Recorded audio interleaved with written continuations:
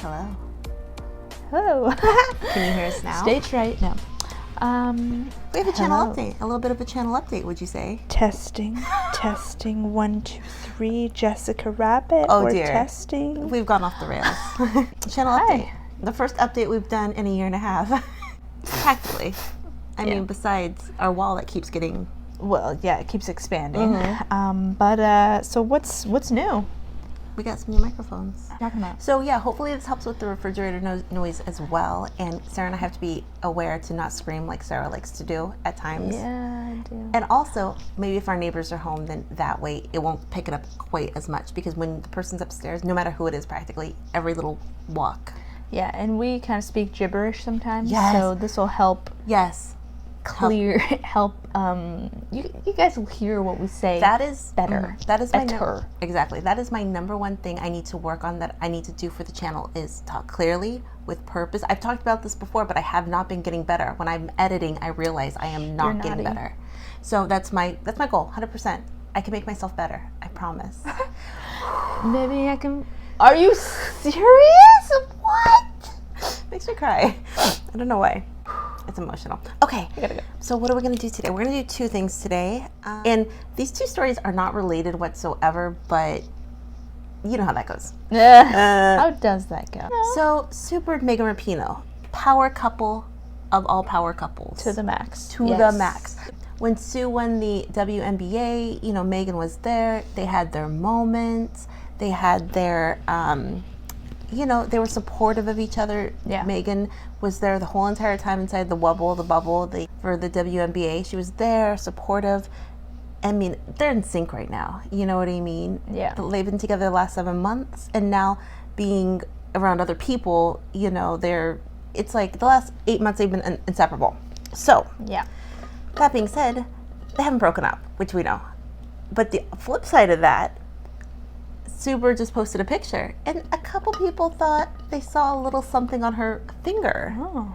Okay, so she just posted this a day ago. So she posted this 1 day ago, and you see a picture right there. Mm-hmm. Then you see that picture. Yes. Pretty prominent, I will say. I mean, that is a ring. On that finger. On that finger, she just turned 40 years old. So... could someone have proposed on someone's birthday? Definitely. Yeah. So deaf. Yeah. Yeah. I mean, that doesn't look like a tradition. So. Yeah. The picture's moving kind of fast, but you can't tell if it's a traditional looking engagement ring. But we all... Honey, lesbians ain't traditional. True. Think about... Girl, where's your ring? I know. Sarah got mad the other day that I don't wear my ring. Sorry. So... I think two things. I think it was her birthday, so that would have been a perfect time for... You think it was her birthday? I know it was her birthday. That would have been a perfect time facts. for someone to propose to someone. Yeah. Yeah. Definitely. And number two, and I mean, I talk about them being together. It's such a heightened time in their relationship that they're ready for the next move. I think, Sarah thinks. Did you ask me what I think? I know. We're married, so okay. I know. But not only that, but I do think if they actually got engaged, I do think Megan or Sue would talk about it only because that seems like their personality now to talk about it. Yeah, they're more open. Yeah. Like with that sort of stuff. When Megan was previously engaged to somebody, they did. There was an eventually announcement. So I think they are. I mean, maybe not right away. Maybe they're giving it time. Yeah. To just enjoy it, especially like. Sometimes you're wearing something you don't even realize you're being pictured, then it goes out and people see. But I think, a lot of people were skeptical of their relationship to begin with, the way it started and everything. But they are soulmates. I truly believe that. They are soulmates. Don't even get me started on soulmates in The Good Place. I know, Sarah's emotional today about those things. They are soulmates, and I do think they're going to get married. And I do think, that whole storyline, if they do end up going to the Olympics, that's a storyline too, you know what I mean? To give, promotion to women athletes. Even though the cross-section isn't necessarily something that women athletes want to be known for, we're married, we're athletes, who knows if they even want to be known for that, but bringing visibility to people living their lives and being an amazing athlete, if that made any sense, which it kind of didn't. Okay, so what do you think? We'll wrap this up, but what do you think about this? I mean, that looks like a ring. On that So thing, we've talked they about it. They should be engaged. We've talked, and I do think they're going to be engaged at some point, and I do think they're going to be married. I do think Sue wants to wait till she's done playing, but hear me out here. Even if they're engaged now, most people who get engaged don't get married for a whole calendar year before they actually get married. So if Sue decides to retire after the next Olympics, that's enough time to say we're engaged. We're going to get married after she retires. Yeah, I think they have it all planned out. You know, yeah. Behind closed doors, of course. Yeah. They've got their 5-year plan. Yeah. 10-year plan, whatever. They want kids. They, obviously want kids. They've made videos about wanting kids. So they can adopt us. I know. They want kids, and so and Megan, I think they're soulmates. I do. I think their personalities just fit with each other. Yeah. You know what I mean? They just puzzle pieces. They do, and they're so equal. I know we talk about equal relationships. I think those a lot of times on paper and in real life make the most sense because they're a very equal match. That's why Crashland works so well. You know what I mean? Oh yeah. So we're moving on for that. But transition, there's no transition whatsoever. But we're going to go into this video. Here's a transition. Okay. I wonder if they can hear me swallow. Oh. So this next video, there's no real transition other than it's Tobin and Christen part of the video, which we have every video practically. Okay, so Sara saw this yesterday. You saw this, Sara? The 28th? And it's just, it's the ongoing struggle for women's sports for equal pay, equal representation, equal availability to the fans. I mean, just equality in general. Really, in sports. It's a fight that I think one day will get there, but it's still quite a ways away when it comes to respecting women's sport and all that. Okay. Right. And equal pay, of course. Okay, so we're going to watch this video. U.S. Women's National Team stars Tobin and Christen Press tell Amanda D. CNN that the fight over equal pay is bigger than the World Cup victory. Okay. So we're going to watch this. I agree. I mean... Definitely. Okay. And here we go.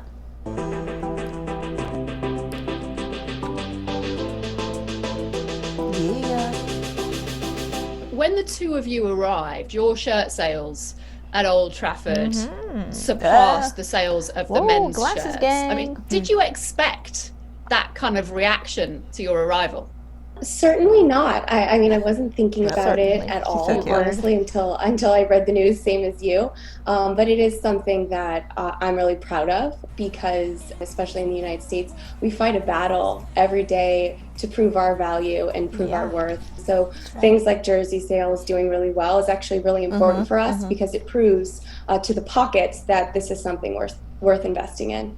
How do you think the view of women's football here in the UK compares to that in the United States? Yeah, I think that with the amount of great players that have come to England and with kind of the change of sports culture that's happened with COVID, there's a huge opportunity for women's football to be put equally to men's and to be shown on the same channels at the same times and to be given that same respect. It will also give kind of this beacon for other countries, other federations to look to and say, they're doing that, we should be doing that. And it's an example for everyone to follow. So it is something that we have to continue to fight for. And without the success that we have on the field, we wouldn't be able to push that boundary off the field. And just as we are pioneers, in our sport, because women's football is very young in comparison, we are pioneers in this, global equality that needs to exist and an opportunity that needs to exist for all. And I think that's the message that people want to see and that people want to root for. People don't want to just root for a team anymore. They want to root for something more. Often women are accused of fighting against each other. How do you think being part of a women's football team has helped you maybe have a different perspective on that?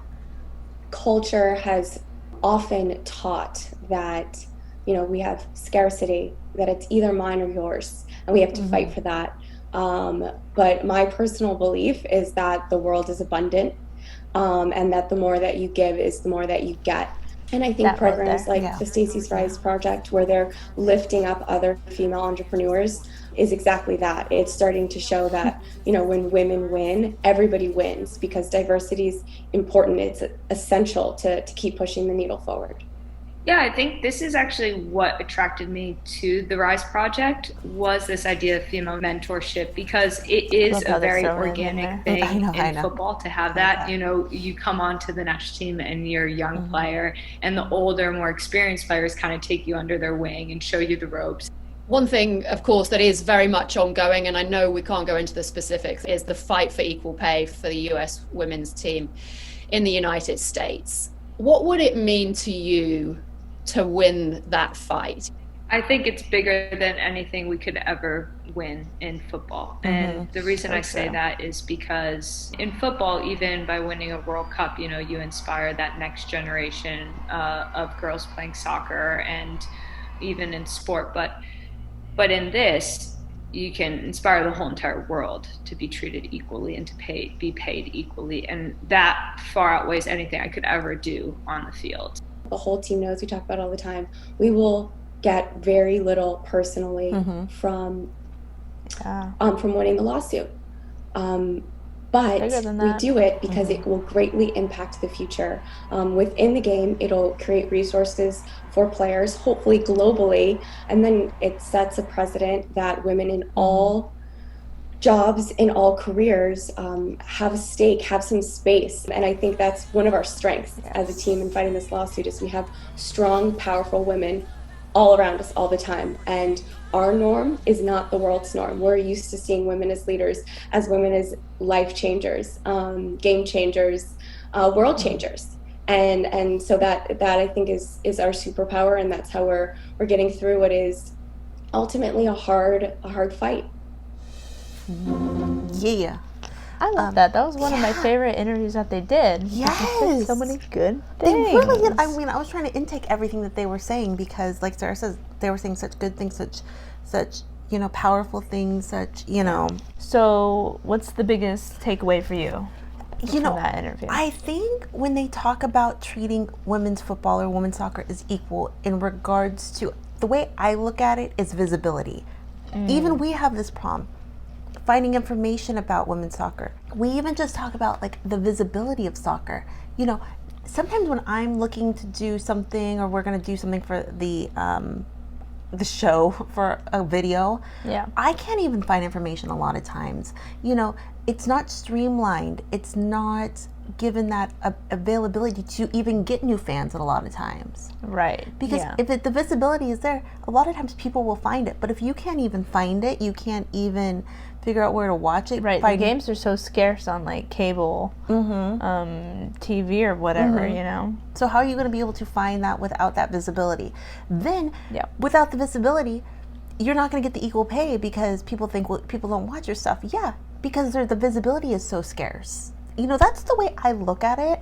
Although NWSL did have the highest record numbers they've ever had in NWSL history, watch history or whatever. Exactly.